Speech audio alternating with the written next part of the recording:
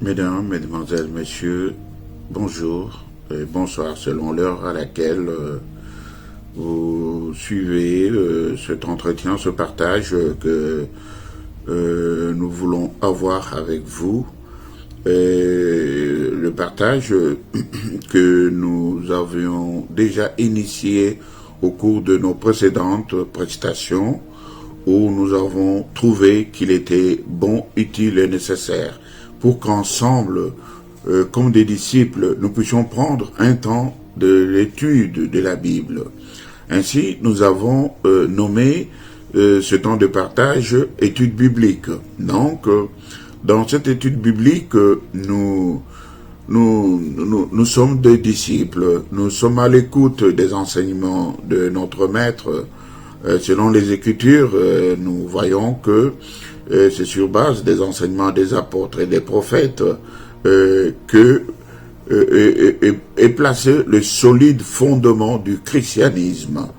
Les apôtres ont vécu du vivant du Seigneur avec lui, nuit et jour. Ils ont mangé avec lui.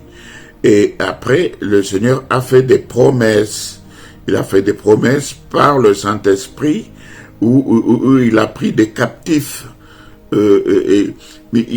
Dans son appel, il les a emmenés dans les lieux élevés pour pouvoir leur donner la mission, le fardeau de pouvoir avoir la compassion des âmes.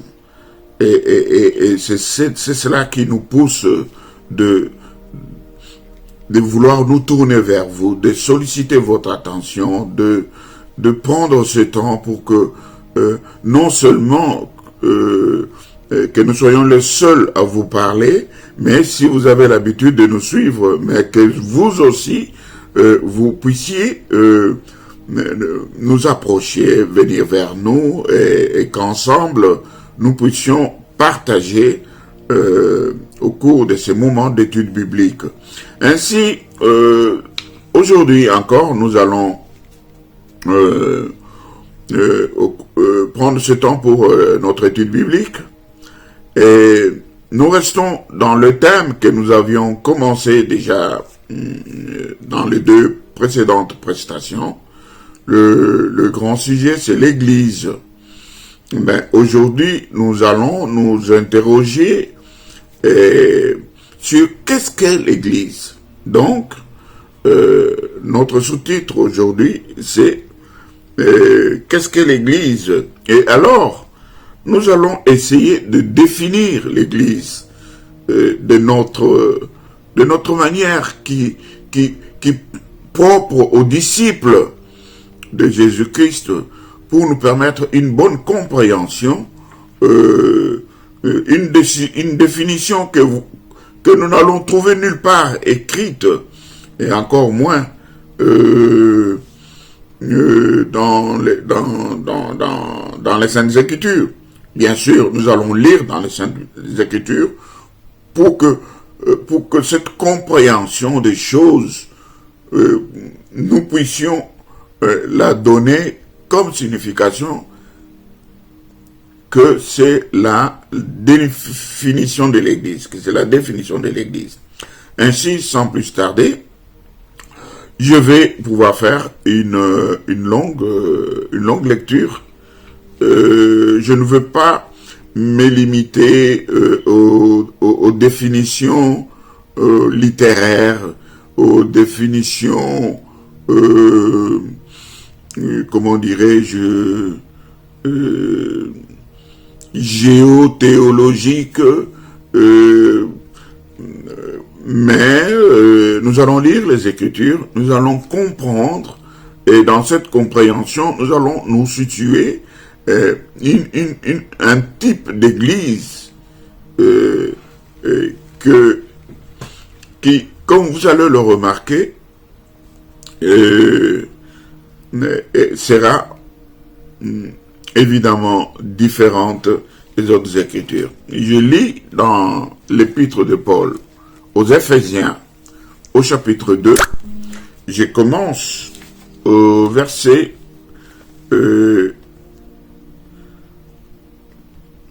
au verset 8. Ephésiens chapitre 2, verset...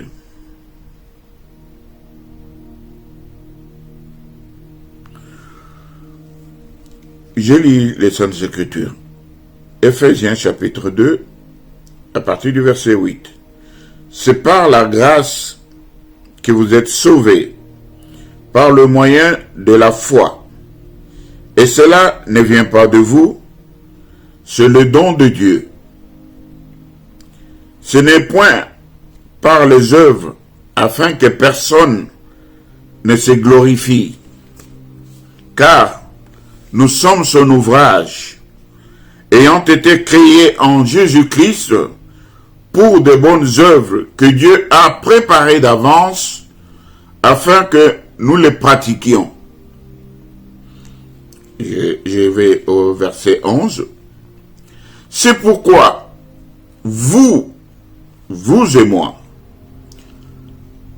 qui autrefois étaient païens dans la chair, appelés incirconcis par ceux qu'on appelle circoncis, et qui le sont en la chair par la main de l'homme.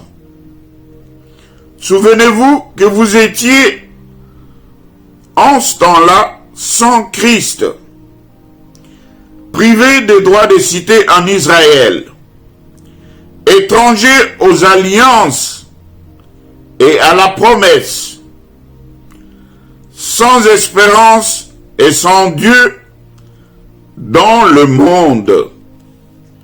Mais maintenant, en Jésus-Christ, vous qui étiez jadis éloignés, vous avez été rapprochés par le sang de Christ.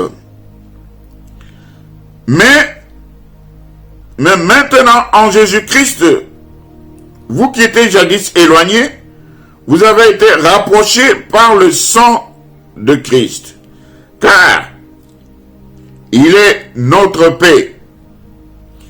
Lui qui de deux en a fait qu'un, et qui a renversé le mur de séparation, l'inimitié. J'ai fait un bond pour aller lire au verset 19, c'est pour gagner un peu de temps, mais dans votre étude biblique, prenez le temps de lire tous les passages que je saute, c'est pour avoir une idée cohérente de ce de quoi nous allons parler à l'instant. Verset 19. Ainsi donc, vous n'êtes plus des étrangers, ni des gens de dehors, mais vous êtes concitoyens des saints, gens de la maison de Dieu. Vous avez été édifiés sur le fondement des apôtres et des prophètes, Jésus-Christ lui-même étant la pierre angulaire. En lui, tout l'édifice, bien coordonné, s'élève pour être un temple saint dans le Seigneur. En lui, vous êtes aussi édifiés pour être une habitation de Dieu en esprit. Alléluia. C'est merveilleux ce que nous venons de lire. Vous comprenez, bien-aimés, que ici, je ne veux pas vouloir parler de la religion. Je ne veux pas vouloir parler des pratiques comme, comment dirais-je, la confirmation et beaucoup d'autres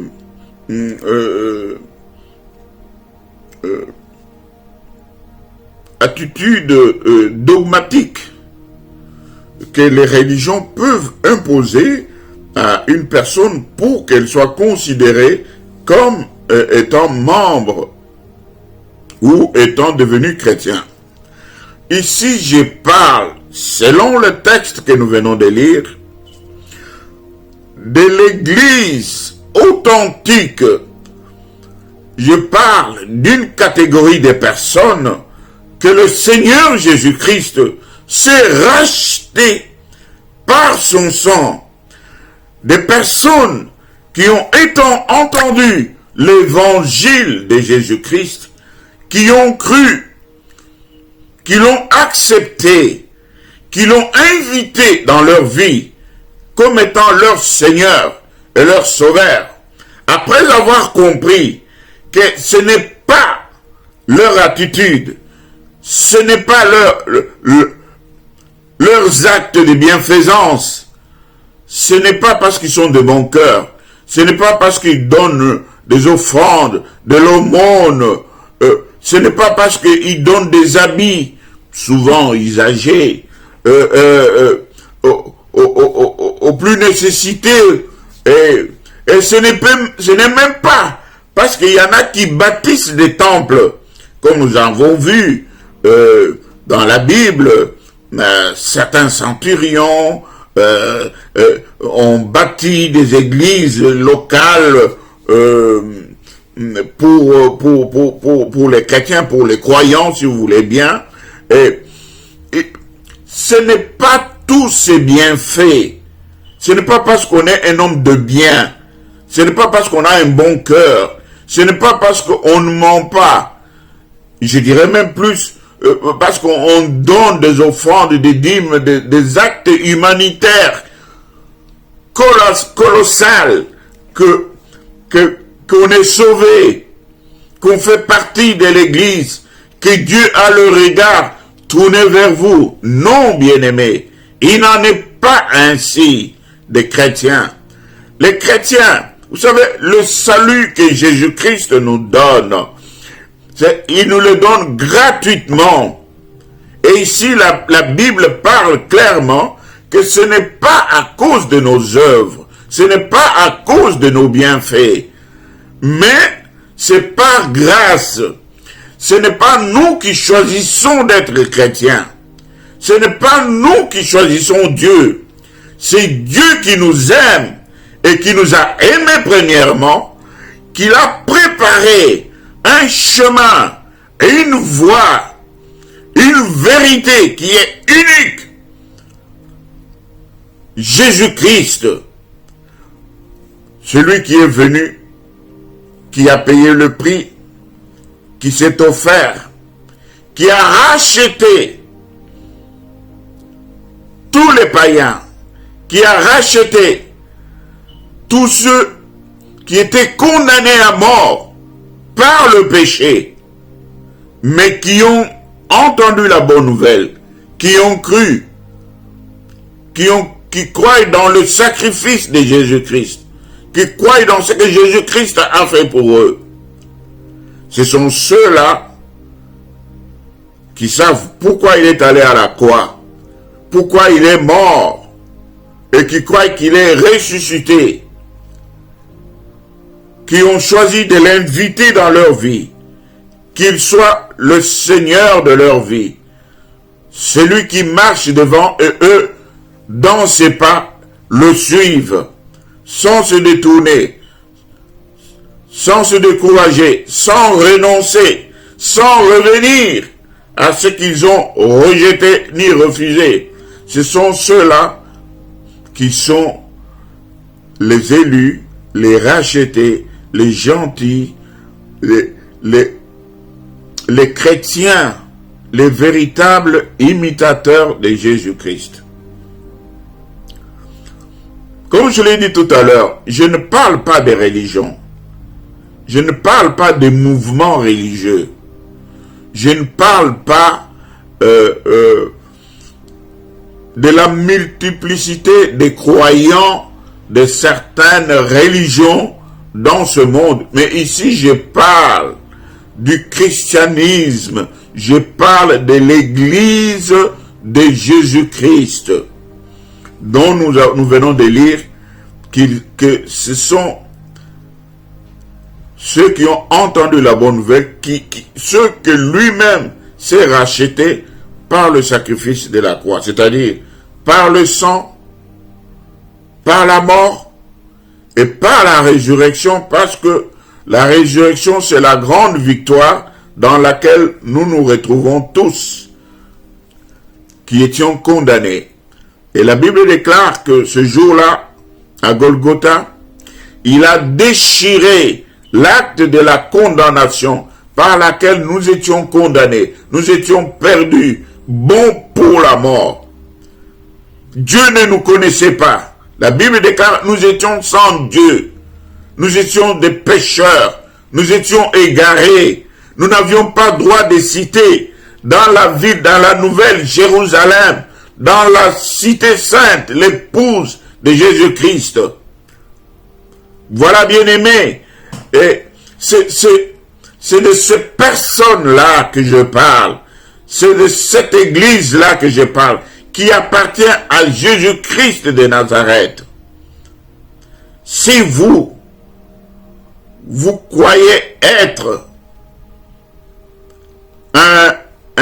un croyant ou un chrétien, mais que vous n'avez pas reçu Jésus-Christ dans votre vie, ce que je dis ici vous intéresserait dans la mesure où vous pouvez maintenant choisir la bonne voie, le bon chemin, pour que vous soyez, selon ce que nous avons lu, des co-héritiers de Jésus-Christ. C'est-à-dire que les promesses de la vie éternelle, les promesses de posséder un lieu dans le ciel de Dieu deviennent les vôtres. On dit que vous êtes maintenant, vous avez maintenant le droit de citer dans la ville de Dieu. Et vous devenez même l'habitation de Dieu en esprit. C'est comme ça que vous êtes l'église de Dieu. L'église n'est pas, dont je parle ici, ce n'est pas les bâtiments. Les bâtiments, ce sont des constructions des hommes. C'est un lieu pour que tous ceux qui confessent la même foi puissent se retrouver ensemble selon la parole du Seigneur qui déclare qu'il est doux et agréable pour des frères de demeurer ensemble, car c'est là où le Seigneur vient de verser des bénédictions en abondance. Il y a des catégories de bénédictions que Dieu attend pour pouvoir les déverser sur son peuple lorsqu'ils sont plus de deux, plus de trois réunis en son nom.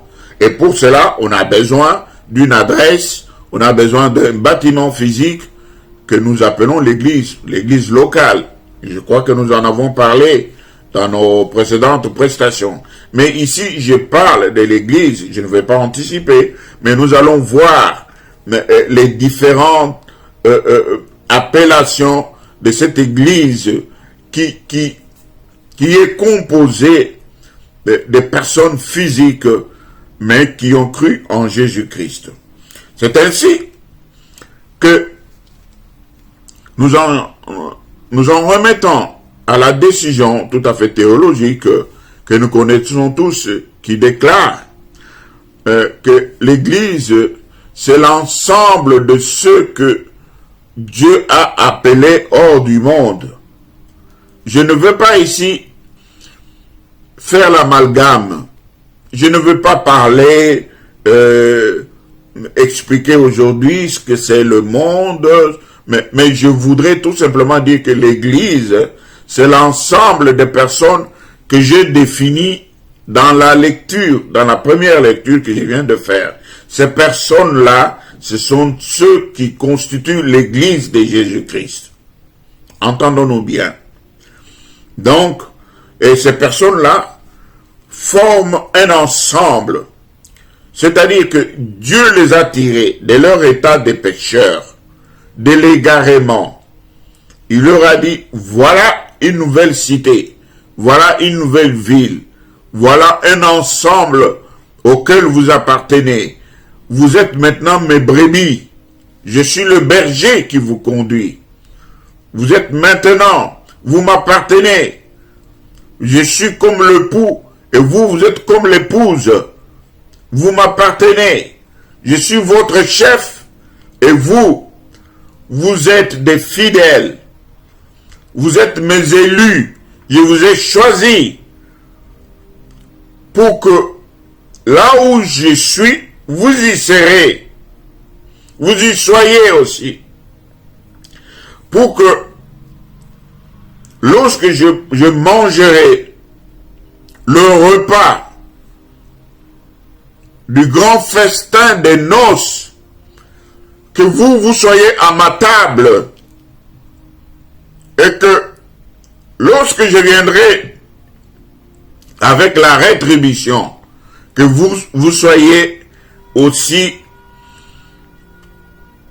méritant chacun à sa juste valeur, selon son engagement, selon les œuvres accomplies, selon la détermination, selon le travail produit, ils reçoivent aussi une récompense proportionnelle à son œuvre, à son travail. Et ainsi, il est dit, comme le Seigneur dit que vous serez à ma table. Mais lorsque nous serons dans la gloire, dans le règne, il y aura des trônes. Le grand trône est à l'agneau, mais il y aura des trônes tout autour où il y aura des couronnes qui seront données à tous ceux qui seront autour du trône. Chacun selon le nombre d'âmes qu'il a gagné, selon le travail qu'il a accompli ici pour amener les égarés dans la bergerie, dans le ciel de l'Éternel notre Dieu. Ainsi, à cette catégorie, il n'y a pas seulement les évangélistes, il n'y a pas seulement les prédicateurs, mais il y a aussi ceux qui soutiennent l'évangile avec leurs biens, avec leur argent, qui permet que l'évangile puisse être annoncé à des multitudes par des campagnes d'évangélisation, par des émissions à la télé, par des émissions sur des réseaux sociaux, en bâtissant des temples, en achetant des temples, pour que les gens y viennent, y entendent la bonne nouvelle et soient sauvés. Qu'ils soient épargnés de la mort, mais qu'ils soient préparés et pour la vie éternelle. Ainsi, ces personnes que Dieu a épargnées, qu'il a attirées du péché, qu'il a lavé de son sang, il les a destinées pour son royaume, pour être héritiers des promesses de l'éternité. Ainsi, c'est une communauté de tous ceux qui croient. Donc, nous pouvons les appeler aussi les croyants, mais qui, par le lien de la foi et l'action régénératrice du Saint-Esprit, ces gens s'unissent d'une façon vitale à Jésus-Christ. Ce sont ceux-là qui composent l'Église. Donc c'est cet aspect de l'Église que je parle, qui est composé de personnes physiques, mais qui sont unies, qui sont une communauté de personnes qui y ont cru. Et le lien commun de ces personnes, c'est la foi, selon que nous avons lu dans Éphésiens. J'aimerais relire encore. Car c'est par la grâce que vous êtes sauvés, par le moyen de la foi. Et cela ne vient pas de vous, c'est le don de Dieu. Ce n'est point par les œuvres, afin que personne ne se glorifie. Car nous sommes son ouvrage, ayant été créés en Jésus-Christ pour de bonnes œuvres que Dieu a préparées d'avance afin que nous les pratiquions.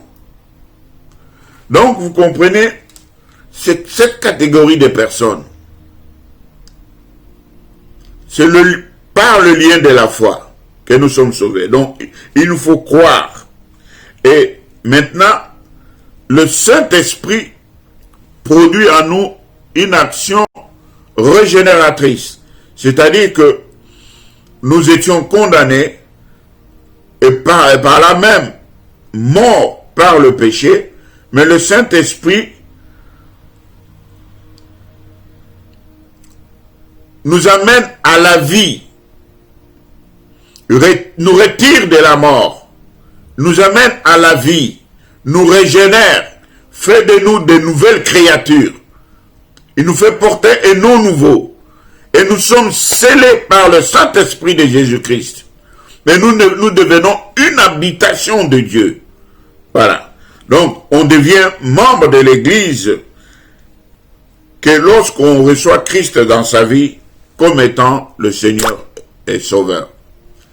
Donc, cette Église dont moi je parle, ceux qui en sont membres ont reçu Jésus-Christ comme étant leur Seigneur et leur Sauveur.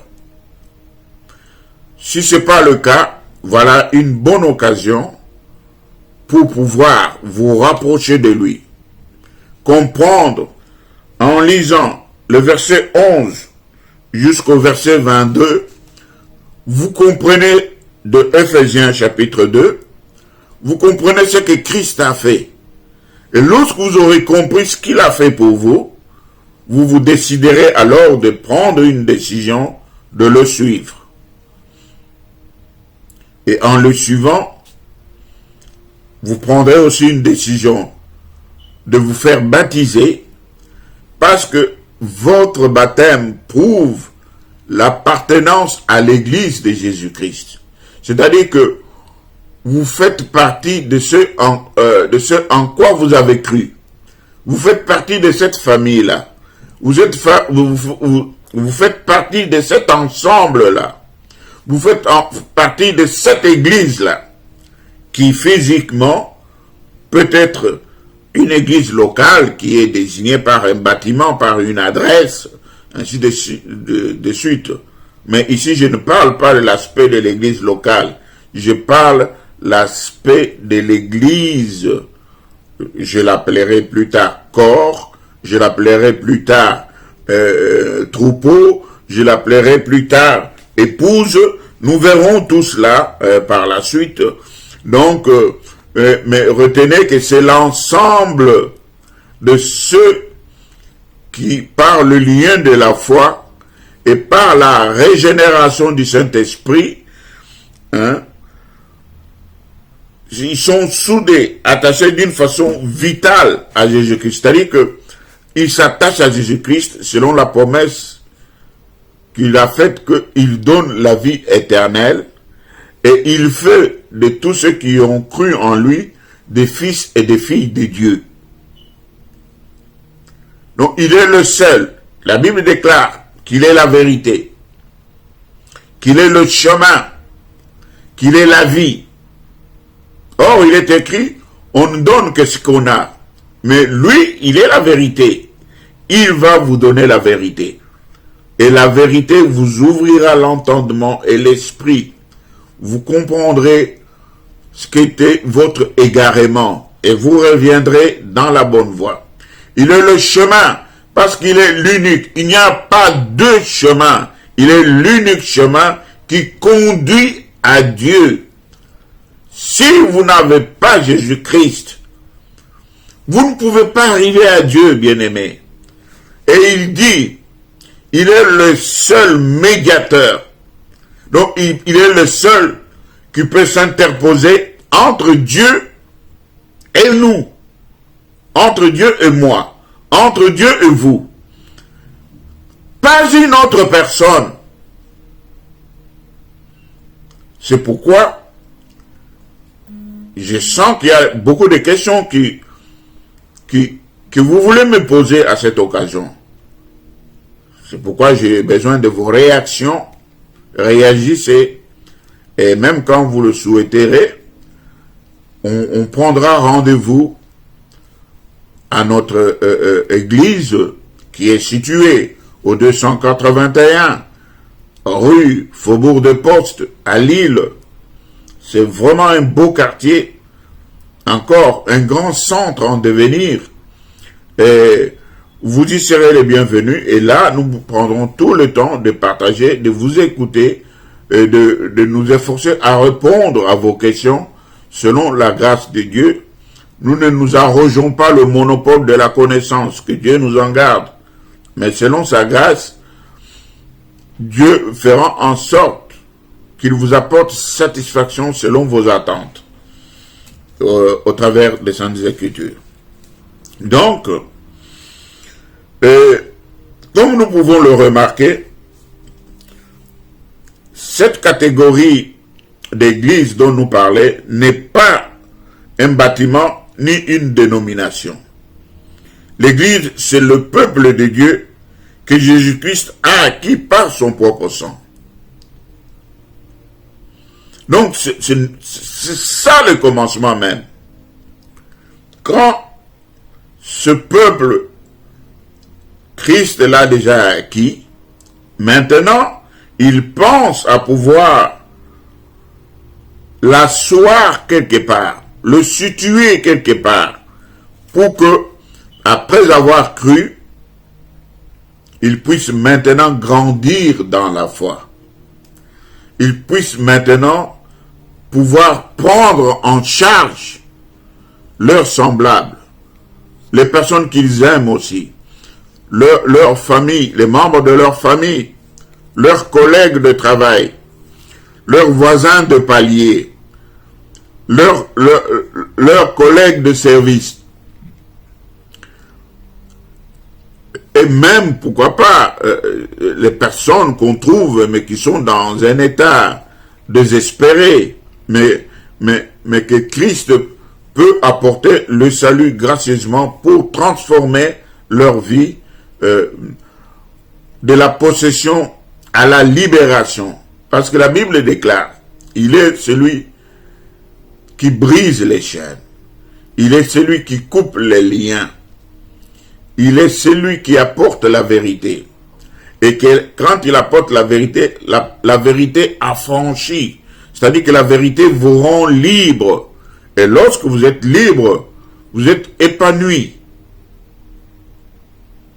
C'est alors que vous allez goûter aux promesses de Dieu, à la bénédiction, à l'élévation, à la joie, au bonheur, à la paix qui n'est pas la paix de ce monde, mais la paix que seul Jésus-Christ peut donner, qui transcende la paix de ce monde. Vous connaîtrez toutes ces choses, même la guérison physique, même la guérison contre les maladies.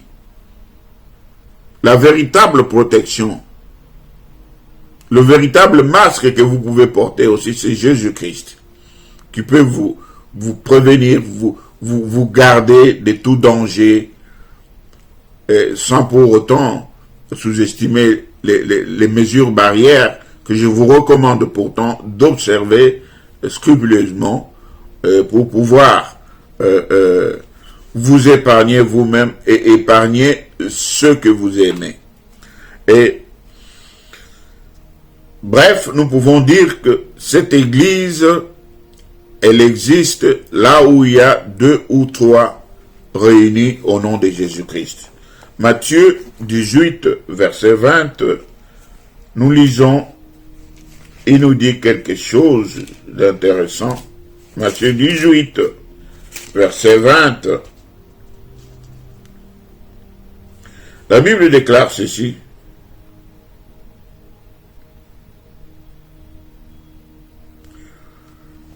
Je lis à partir du verset 19, mais notre verset clé, c'est le verset 20. Je vous dis encore que si 2 d'entre vous s'accordent sur terre pour demander une chose quelconque, elle leur sera accordée par mon Père qui est dans les cieux. Car là où 2 ou 3 sont assemblés en mon nom, je suis au milieu d'eux. Donc, vous comprenez maintenant que l'Église, c'est l'assemblée de 2 ou de 3 personnes qui ont cru en Jésus-Christ. Des personnes qui s'assemblent au nom de Jésus-Christ. C'est ça l'église. Cela me ramène encore à dire que l'église, c'est pas le bâtiment. Parce que si dans le bâtiment, ils vont des personnes qui s'assemblent, non pas au nom de Jésus-Christ, mais en un autre nom, ça c'est selon leur croyance. Ça c'est pas l'église de Jésus-Christ. Mais moi je parle de l'église de Jésus-Christ, où des gens se réunissent au nom de Jésus-Christ. C'est au milieu de ces gens-là que Jésus-Christ vient siéger. Et quand ils sont plus que 3, ils sont 30, ils sont 50, ils sont 70, ils sont 100, 150, 300, 1000, 1500, 3000. Alors, c'est là, comme le jour du discours de Pierre, le jour de la Pentecôte, où 3000 personnes crurent au message de Pierre. Voilà, le Saint-Esprit était là, Jésus-Christ a été annoncé, le cœur des personnes ont été troublés, ils ont été touchés, ils ont demandé à Pierre, « Homme frère, que ferons-nous? Que devons-nous faire? Que dois-je faire après avoir entendu de telles choses qui troublent mon cœur? » Il dit, « Croyez en Jésus-Christ, repentez-vous de vos péchés et recevez le Seigneur dans votre vie comme votre Seigneur et comme votre Sauveur. Et maintenant, vous ferez partie de la grande famille de Jésus-Christ, de la grande famille de l'Église de Jésus-Christ. Et ainsi, nous avons pour cela des différentes appellations pour désigner cette Église. Premièrement, nous pouvons l'appeler que cette Église est universelle. Pourquoi elle est universelle? Parce que elle est composée des enfants de Dieu, de tous les pays, de toutes les nations, de toutes les tribus, de tous les milieux, de toutes les langues, partout où ils se retrouvent sur la terre, ayant cru en Jésus-Christ. Donc, ils peuvent être des rouges, ils peuvent être des jaunes, ils peuvent être des noirs, ils peuvent être des blancs, ils peuvent être de n'importe quel continent.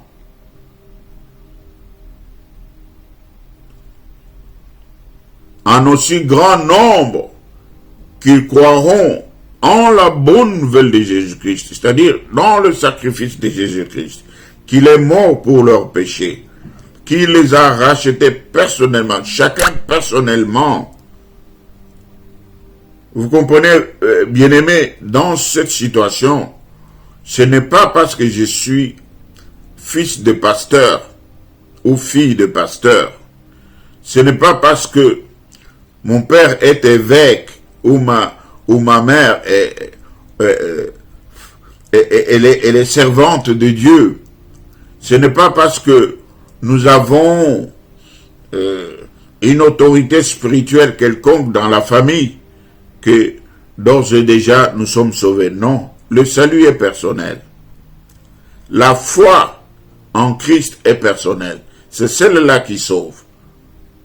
Maintenant, quand vous êtes sauvés, vous pouvez maintenant supplier Dieu, le prier nuit et jour, pour que la grâce qu'il vous a faite, de même qu'il a touché votre cœur, qu'il touche le cœur de celui ou de celle que vous aimez, celle qui vous est chère, celle pour laquelle vous voudriez que le salut gratuit de Jésus-Christ puisse aussi briser son cœur de pierre et le rendre un cœur de chair et qu'il accepte. C'est gratuit. Le Seigneur dit, ce que vous avez reçu gratuitement, donnez-le aussi gratuitement. Il n'y aura aucune contrainte financière, On ne vous dira pas que donnez autant d'argent, faites telle ou telle ablution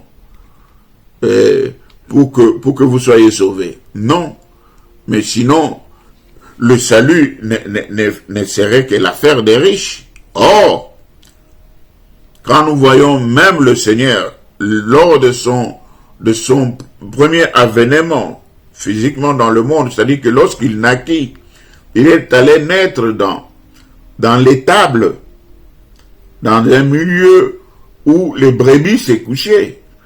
Il n'était pas né dans des grands hôpitaux. C'est pour montrer qu'il est venu vers les pauvres. Il est venu dans la simplicité pour que même les pauvres, les plus pauvres, puissent l'approcher, puissent entendre son message. Je dirais même plus qu'il a été pauvre avec les pauvres. Et il a été celui qui rendait aussi les pauvres riches. Et il a été aussi avec les riches. De sorte que l'évangile a touché des rois, a touché des généraux d'armée, a touché des gouverneurs, a touché des centurions, toutes les catégories, a touché les charpentiers, a touché les pêcheurs de poissons, toutes ces catégories de personnes. On a vu même les chargés des impôts. On a vu des docteurs de la loi, des gens qui enseignent, des érudits. L'évangile était annoncé à toutes ces personnes et a touché toutes ces catégories de personnes pour n'épargner personne. L'évangile est offert, elle est disposée, elle est à la portée de tous. Donc, l'on ne vous dira pas que il faut être de telle ou telle famille, il faut avoir de l'argent pour pouvoir payer pour le pardon de vos péchés. Non, non. Tout ce qu'on donnera après que vous soyez mort ne vous ouvrira aucune porte pour aller au ciel. Mais c'est de votre vivant que vous devez tout faire pour vous mettre sur le seul, l'unique, véritable chemin qui conduit à la vérité, qui conduit au salut. C'est Jésus-Christ. Et ainsi, l'universalité de l'Église, c'est le fait que tous peuvent y appartenir, quelle que soit leur langue, quelle que soit leur origine, quelle que soit la couleur de leur peau. Et nous disons aussi que l'Église est aussi appelée corps de Christ.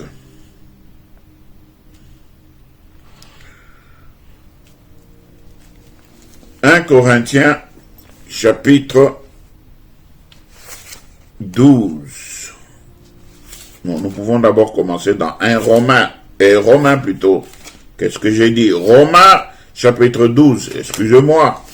Romains, chapitre 12, nous lisons au verset 5. La Bible déclare ceci. Romains, chapitre 12, il dit, je lis, Romains, chapitre 12, verset 5. Ainsi, nous qui sommes plusieurs, nous formons un seul corps en Christ, et nous sommes tous membres les uns des autres.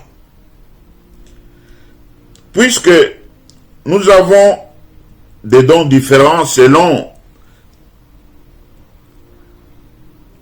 la grâce qui nous a été accordée,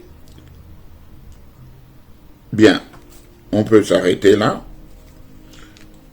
parce que j'ai encore un autre verset à lire qui parle du corps, pour montrer que le fait d'appartenir dans l'Église, nous formons un corps, et pour mieux comprendre, permettez-moi, je fais un bond dans Éphésiens,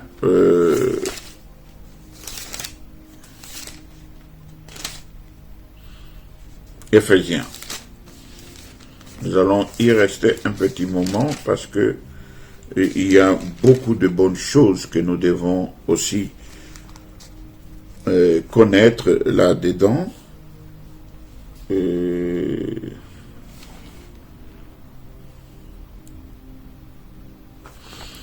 Nous lisons au chapitre 3 de Éphésiens. Nous commençons par le verset 5.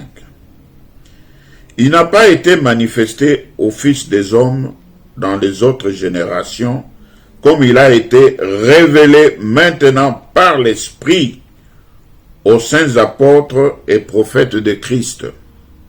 Ce mystère, c'est que les païens sont cohéritiers, forment un même corps et participent à la même promesse en Jésus-Christ par l'Évangile. Bien-aimés, vous comprenez maintenant cette catégorie de personnes. On est en train de nous la décrire. On nous l'a décrit comment? Que ces personnes étaient des païens. Nous l'avons vu plus tôt qu'ils n'avaient pas droit à la promesse, ni de droit de cité dans la ville sainte de Dieu. Ils n'avaient pas Dieu. Mais eux qui étaient païens, qui étaient égarés, perdus, condamnés, ici on nous dit que c'est un mystère, c'est quelque chose qui n'avait jamais été expliqué avant, mais que Dieu avait préparé et qui a voulu que dans cette génération qui est la nôtre, ou de nos aînés et de tous ceux qui viendront après nous, qu'ils comprennent que ce message qui concerne le salut, Dieu l'avait destiné à une catégorie de personnes qu'il avait aimées, qu'il avait choisies. C'était son peuple, Israël. Et maintenant, nous qui étions sans Dieu et égarés, la Bible déclare que c'est que les païens sont co-héritiers et qu'ils forment un même corps et participent à la même promesse en Jésus-Christ par l'Évangile. Oh, alléluia. Mais ça, c'est merveilleux. Donc, c'est pour dire que dans l'ancienne alliance, Jésus-Christ était promis. Dieu avait fait une promesse pour sauver l'homme qui s'était détourné de lui, qui était tombé et par la chute, il était perdu. Mais dans la nouvelle alliance, Jésus-Christ est vrai. Il est venu, il a vécu parmi nous. Et la Bible déclare que nous l'avons appelé Emmanuel, c'est-à-dire que Dieu avec nous, Dieu parmi nous. Nous avons vécu avec lui, mangé avec lui. De toute façon, pas nous, mais les gens, donc c'est contemporain, comme les apôtres, et les disciples et autres. Ils ont vécu et mangé avec lui. Et il a fait la promesse pour nous qui croirons aussi en aussi grand nombre. Donc, vous voyez que nous constituons maintenant un corps. Nous constituons un corps. Je vais aller vite parce que le temps s'effrite aussi. Et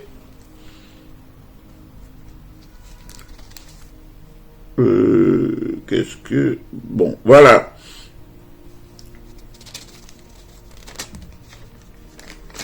Verset, chapitre 1er, il nous dit aussi quelque chose de bien là, au verset.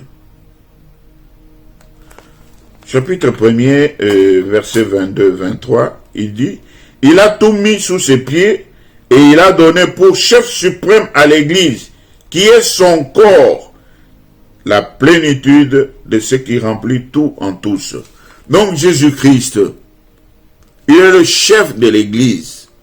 Et l'Église est son corps. Et plus loin, nous n'avons plus assez de temps de les lire, mais nous verrons que nous sommes les membres du corps de Christ. Toujours dans Éphésiens. Je vais rapidement au chapitre 4. Qu'est-ce qu'il nous dit là?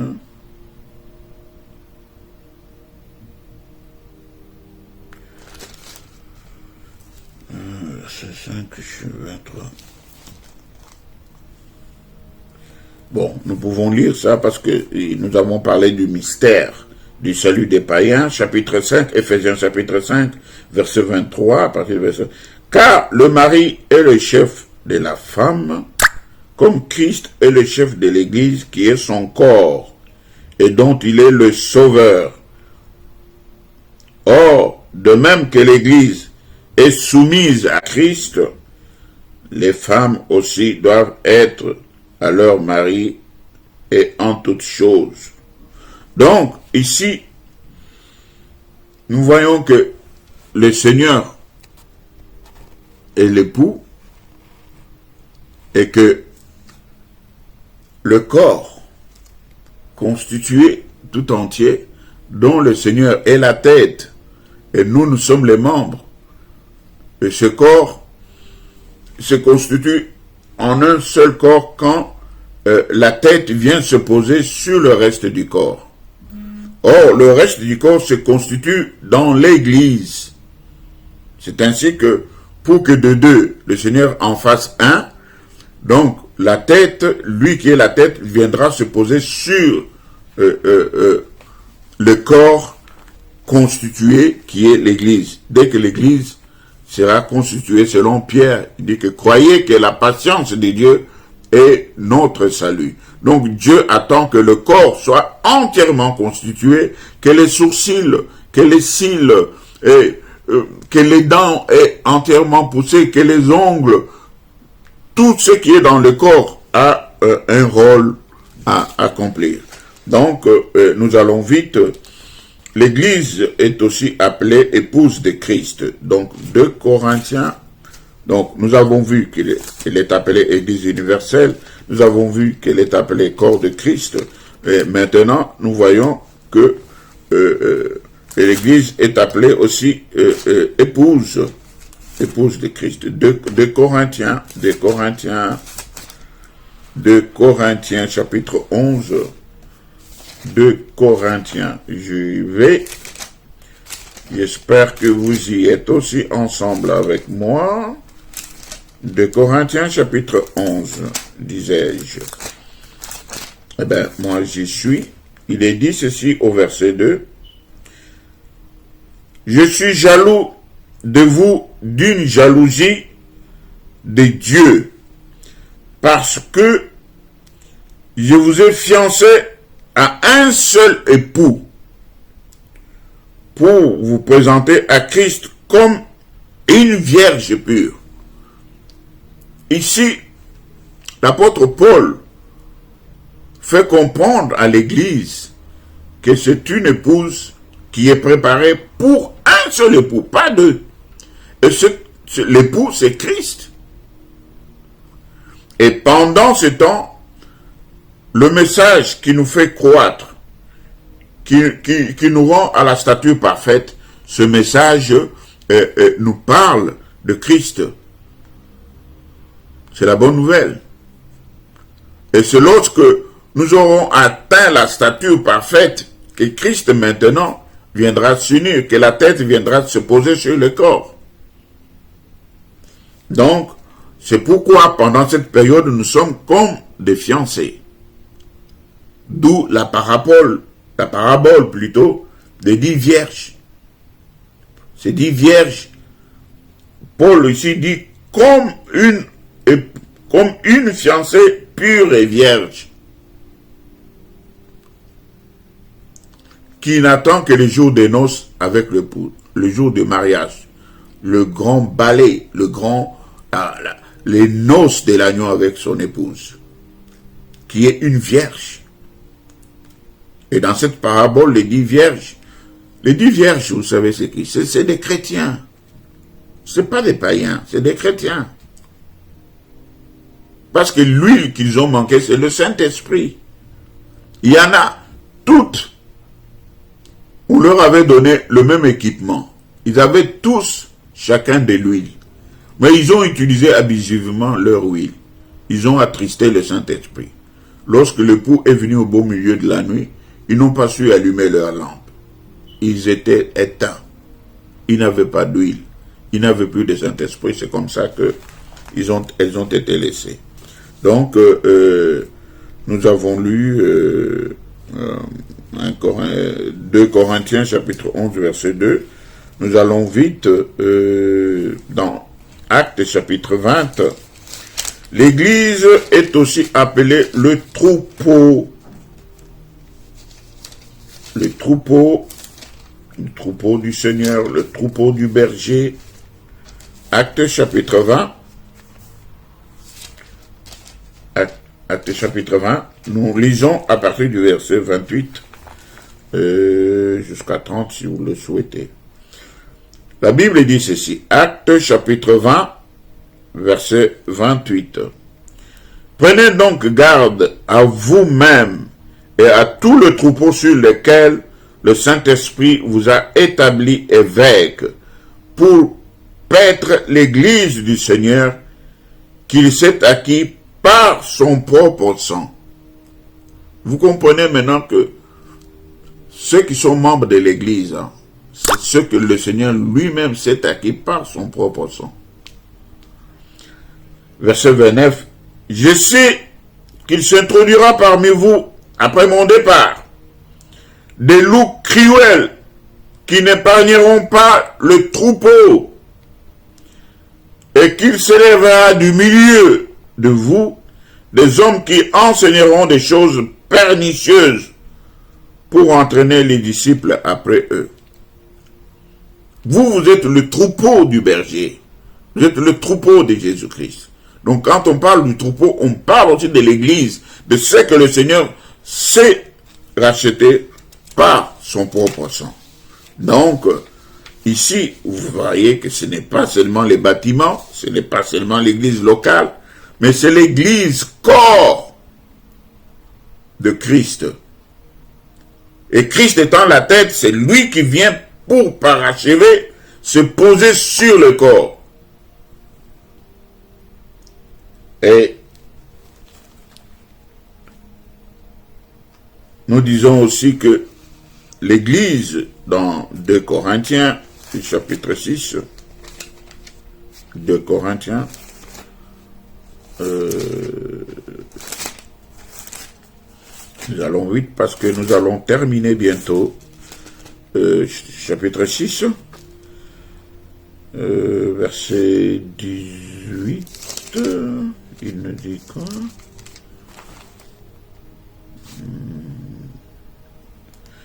Je serai pour vous un père, et vous serez pour moi des fils et des filles, dit le Seigneur Tout-Puissant.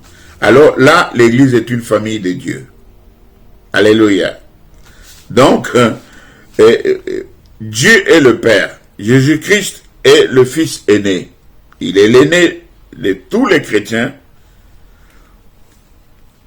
La preuve, c'est que c'est une famille. Dans l'Église, nous nous appelons frères et sœurs. Alléluia. Voilà d'où l'appellation de frères et sœurs, parce que nous avons compris que nous sommes les enfants d'une même famille. Et nous avons un Père qui est Dieu, et nous sommes des fils et des filles, et notre aîné, c'est Jésus-Christ. Et puis, l'Église, c'est l'édifice de Dieu. 1 Corinthiens, chapitre 3. 1 Corinthiens, chapitre 3, verset 9. 1 Corinthiens, chapitre 3, verset 9, il nous dit ceci. Car nous sommes ouvriers avec Dieu, vous êtes les champs de Dieu, l'édifice de Dieu. Alléluia. Donc, vous voyez ces choses, il y a plusieurs versets. Je ne veux pas abuser de votre confiance. Vous voyez que cette église, c'est l'église universelle, c'est l'église corps de Christ.